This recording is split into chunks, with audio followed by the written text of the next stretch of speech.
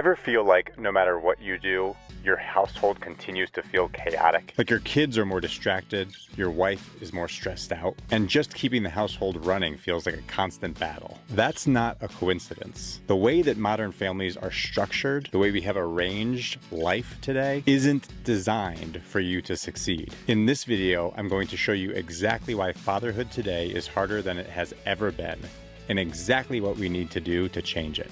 A key concept in intelligence analysis, in strategic planning and risk management, is that you need to find a way to break free of your own preconceived notions and assumptions. Part of the challenge is that our own lifetimes is just a very micro picture of the arc of history.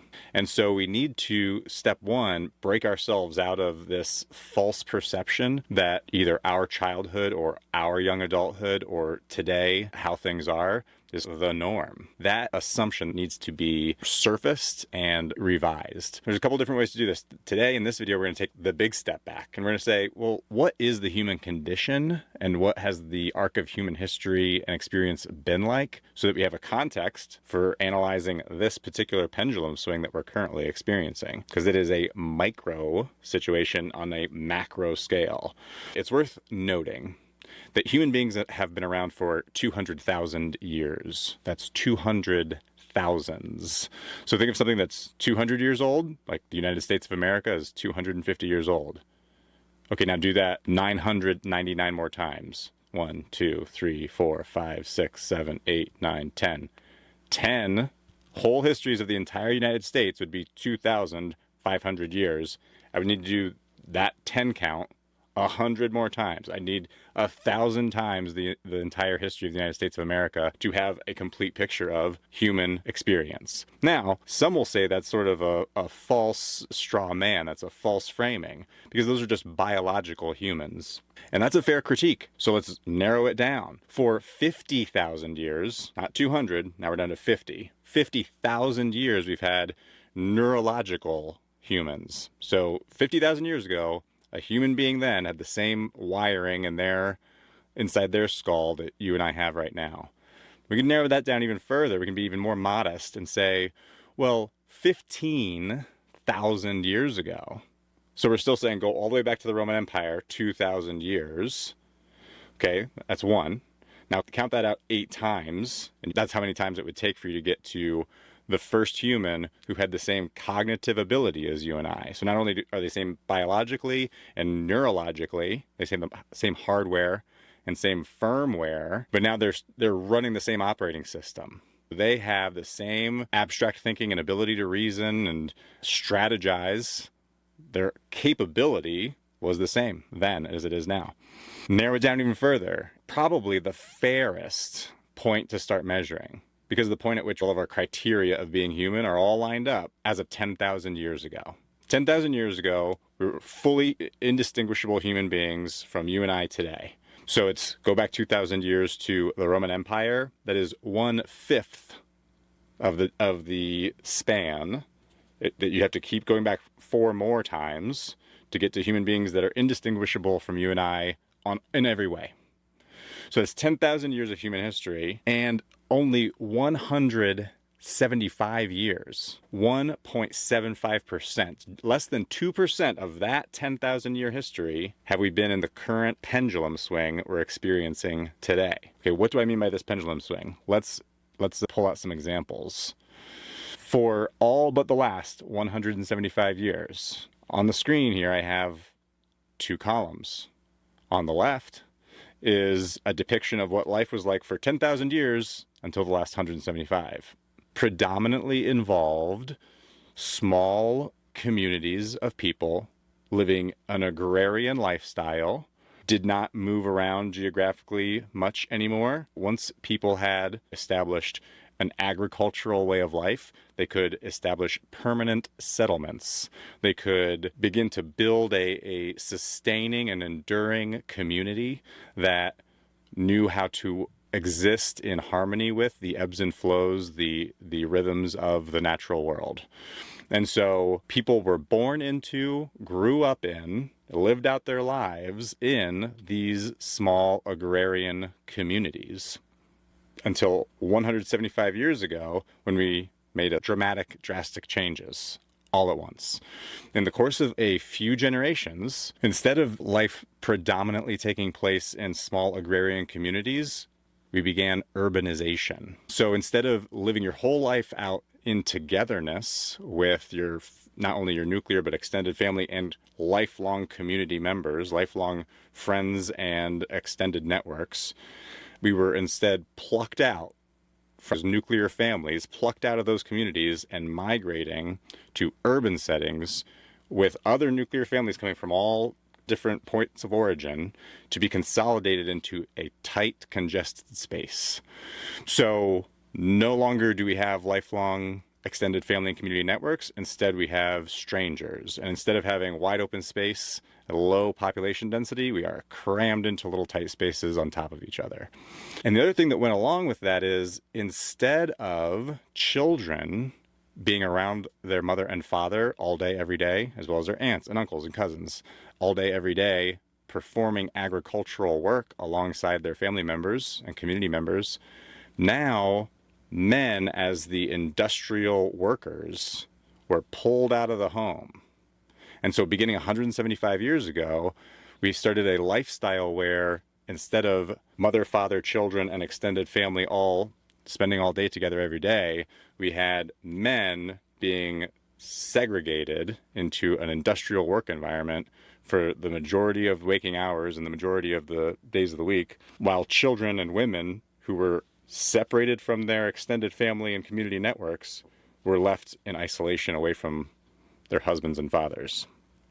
Now, the third thing that goes along with it, sort of unintended consequence of this, is that, or sort of the hidden effect of this, is that instead of having a community that had a shared culture, a set of common beliefs and values in those small and enduring agrarian communities, when we shuffled people together, have a mashup of people in these urban and industrialized settings, it means that either there's going to be continuous conflict between people who have differing beliefs and values, or in order to get along, we're going to drop away our beliefs and values.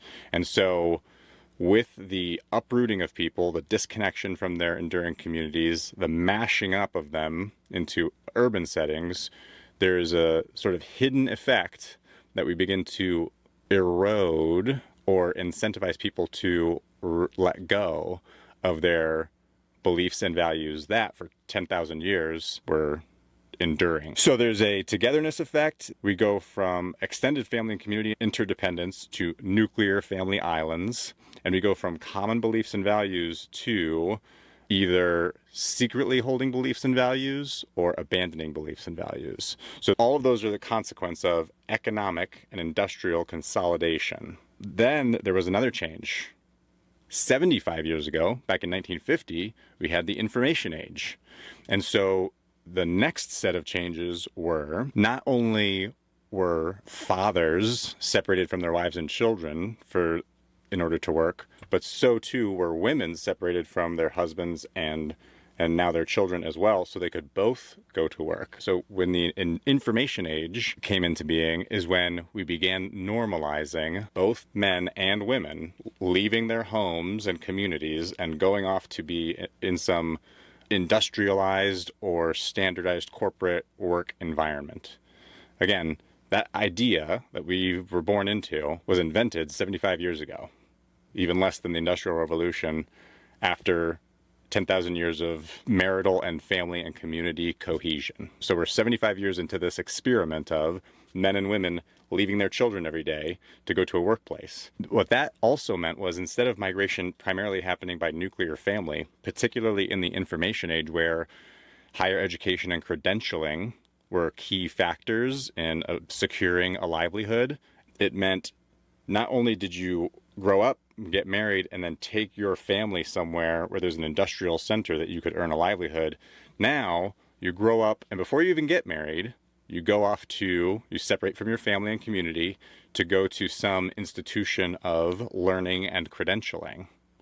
So even earlier on, there is separation from community, from shared values and beliefs and interdependence, and there is isolation as the norm. at the individual level. And then that individual who is now isolated has to find their own way independently and perhaps marry some stranger from a different community with different beliefs and values who is also separated from their family and community of origin. And then so they get married and have children. But then they both leave those children to go to work every day, so that the children never grow up with any community. So in the course of 2 shifts, we went from children growing up and spending their entire childhood and adolescence in the shadow of their mother and father, to then children growing up in the shadow of their mother, to now children growing up with absent mothers and fathers as the norm. So for 75 out of 10,000 years, we've been experimenting with this. Maybe children don't need to be around their mom and dad hypothesis. They also aren't around aunts, uncles, cousins, grandparents, or even brothers and sisters. Because what we do is for the entire time that the parents are in their segregated work environments, children are in age-segregated environments. So they spend their entire life, rather than continuously being around people of different ages doing different things that make the community function, they're just on the assembly line of education and extracurriculars that is increasingly compulsory, or at least seems compulsory, because of the rat race to get the education and the credential so that you can be rewarded with showing up to some corporate environment away from your spouse and children for the rest of your life. What would we expect when we make these changes? What have the consequences of these changes been? What is the state of marriage and family life and childhood today? What is the state of our communities? And how have those things been shaped by these changes that began 175 years ago and then were then doubled down upon 75 years ago? Well, essentially, instead of children constantly being surrounded by people who are invested in their long-term well-being, who love and care about them, children are now predominantly brought up by institutions, strangers in buildings run by the government, whether it's a school or an extracurricular, from an increasingly young age, an increasing amount of the day. Children are being raised by strangers instead of by people who are invested in them as human beings.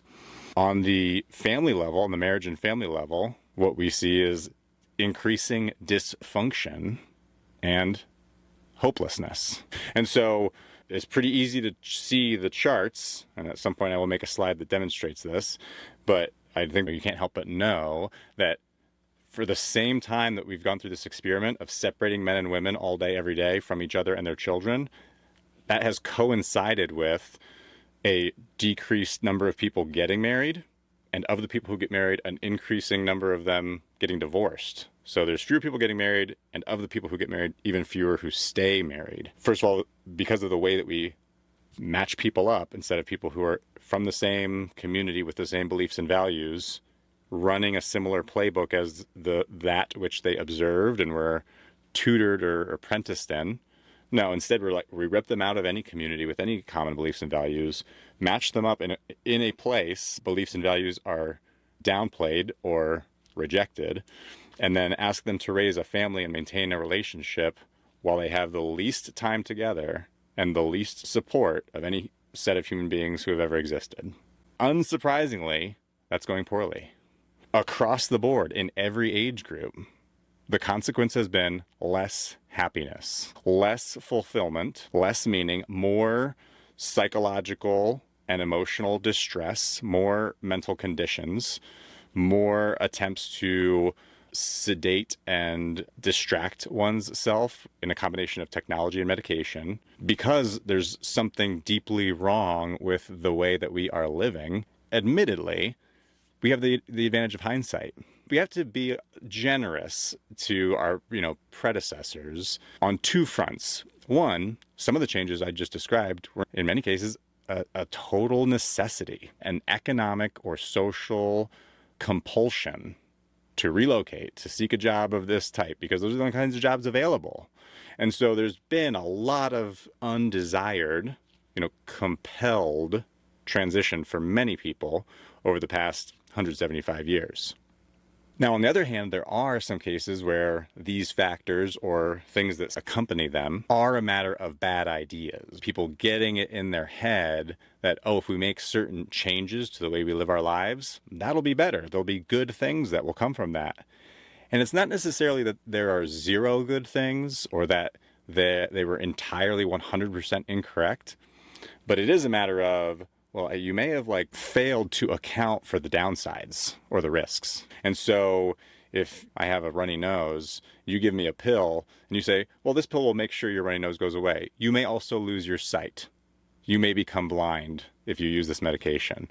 I think I would just live with the runny nose. So now you see why the way most people structure their households isn't built for stability, for leadership, or for long-term enduring success. It's built for distraction, disconnection, and constant pressure. So what's the alternative? If the modern model is broken, what does a functional family structure look like? That's exactly what we'll cover in the next video. Click the link on your screen or use the pinned comment below. There we'll break down the roadmap for restructuring your family, reclaiming leadership, and building a family culture that actually helps every member to thrive. Click now, because knowing the problem isn't enough. You also need to know how to fix it.